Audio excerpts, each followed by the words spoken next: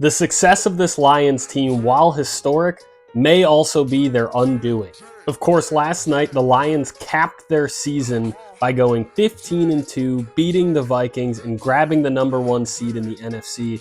And what is, of course, even more impressive is where they came from. Look at this chart of what Dan Campbell has done to this franchise once he's gotten there, turning it around essentially on a dime. Rebuilds in the NFL don't go this fast. This is a 1 in a million type of turnaround.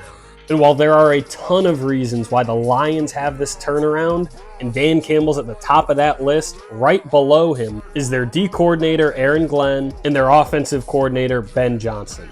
Now, of course, that's a great thing. The Lions have excellent coaches who, Ben Johnson, maybe the best offensive mind in the league, certainly one of them. And then, of course, Aaron Glenn, what he's done with an incredibly beat up and depleted Lions defense is amazing. The only problem with that, they are so successful that everyone's going to come knocking this offseason. The Bears have already requested to interview both of the Lions coordinators. There was also this report this morning that Aaron Glenn's getting interest from the Jets and the Saints, as well, of course, as the Bears. Now, Ben Johnson has been through this before a couple of times, actually. He had multiple opportunities each of the last off seasons to get a head coaching position, which he essentially turned down a couple times, literally, to come back to the Lions. The chances that he leaves, up in the air. But for both of these guys, the opportunity and the money